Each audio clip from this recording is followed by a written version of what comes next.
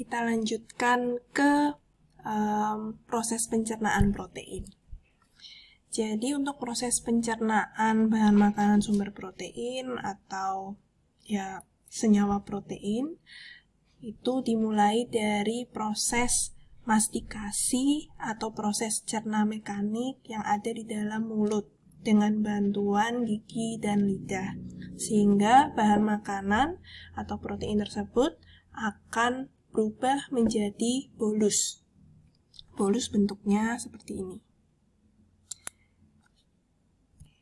Setelah dari mulut, kita telan lewat kerongkongan masuk ke lambung.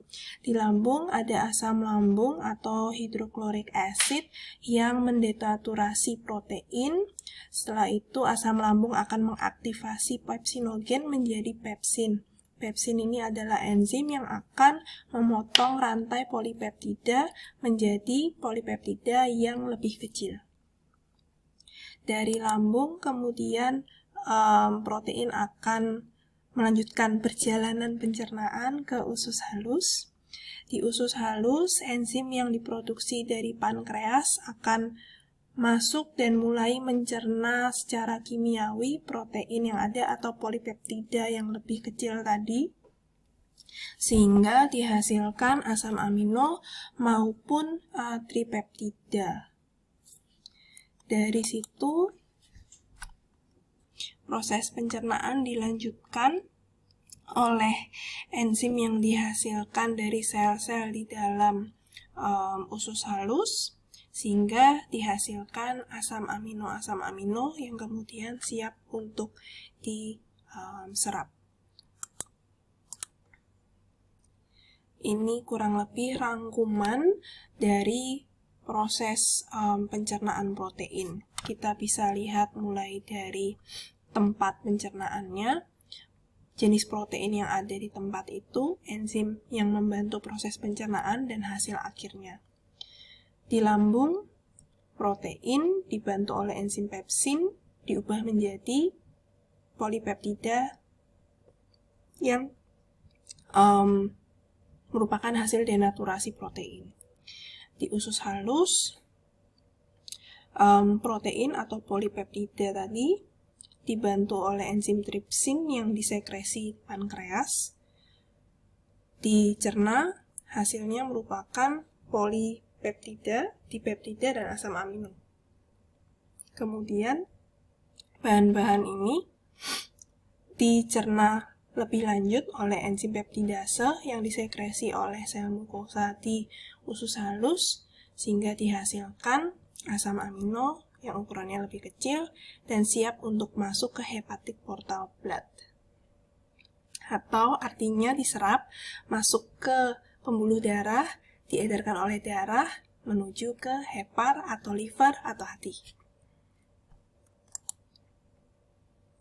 Seperti apa proses absorpsi dari asam amino? Jadi prosesnya merupakan transport aktif, artinya dibutuhkan energi atau ATP untuk menyerap protein.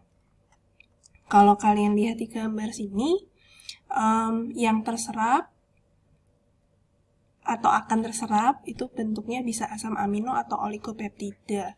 Jadi oligopeptida di sini digambarkan berupa peptida yang terdiri dari 2-3 asam amino.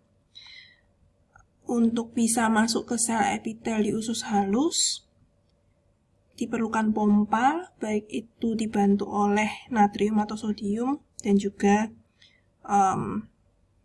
ion H+. Oke. Di gambar ini, kalian bisa lihat asam amino masuk ke sel epitel, dibantu oleh ion natrium atau sodium. Setelah itu terjadi reaksi di sini, jadi natrium ini bersifat sebagai transporter aktif. ATP diperlukan, energi diperlukan, sehingga transport dapat terjadi asam amino di sel epitel pindah ke pembuluh darah.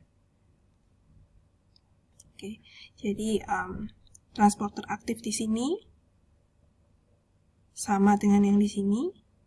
Dia tugasnya sebagai mobil atau alat transport asam amino, berpindah dari sel epitel ke pembuluh darah.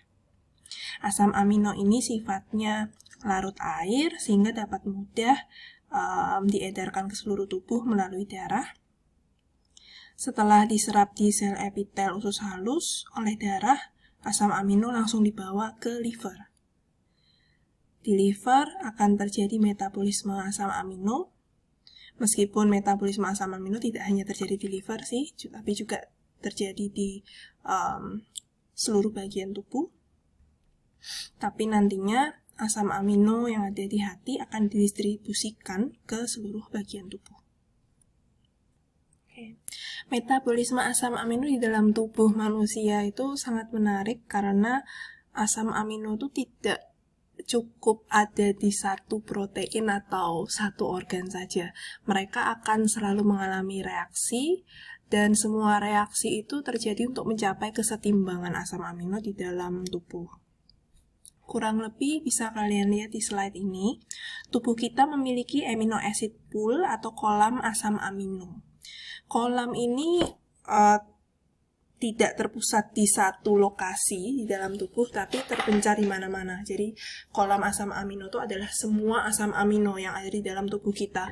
Mau itu di hati, mau itu di organ, di darah, semuanya itu adalah amino acid pool. Dan kurang lebih beratnya 100 gram di dalam tubuh kita. Amino acid pool ini didapatkan dari apa saja? Pertama, dari protein yang kita dapatkan dari makanan sehari-hari, kurang lebih 50-80 gram per hari. Kemudian juga dari pembentukan asam amino non-esensial yang ada di tubuh kita. Dan yang ketiga adalah dari pemecahan jaringan protein di dalam tubuh, sekitar 300-400 gram per hari. Menariknya, nantinya asam amino ini juga akan digunakan untuk sintesis jaringan protein lagi sebesar 300-400 gram per hari. Total berat dari jaringan protein di dalam tubuh orang dewasa itu sekitar 10-12 kg. Asam amino yang ada di tubuh kita tidak serta-merta hanya digunakan untuk membentuk jaringan protein atau otot, hormon, enzim, dan lain-lain, tapi juga akan hilang. Kehilangan asam amino melalui urin perharinya sekitar 30 gram. Selain itu, asam amino juga bisa digunakan untuk membentuk energi. Kurang lebih ini bisa sebesar 10% dari kebutuhan kalori per hari didapatkan dari asam amino. Kalian masih ingatkah prosesnya? Ada yang namanya gluconeogenesis, pembentukan glukosa dari contohnya asam amino. Jadi asam aminonya berubah jadi glukosa dulu, atau berubah jadi senyawa lain yang kemudian bisa masuk ke proses baik itu glikolisis atau siklus Krebs. Selain itu, kolam asam amino di dalam tubuh juga digunakan untuk membentuk senyawa-senyawa nitrogen yang bukan protein, seperti purin, pirimidin, atau kreatinin, porfirin. Tubuh kita akan selalu mengalami reaksi untuk mencapai kesetimbangan. Nah, kita tidak mau mengalami kekurangan protein atau kekurangan nitrogen. Atau istilahnya itu balance negatif dari nitrogen. Jadi kalau kita mau mengukur kesetimbangan nitrogen di dalam tubuh, apakah kita mengasup lebih banyak protein atau kita kehilangan lebih banyak protein, bisa menggunakan rumus ini. Jadi I di sini maksudnya intake, U itu kehilangan lewat urin, F kehilangan lewat feses, S kehilangan lewat keringat.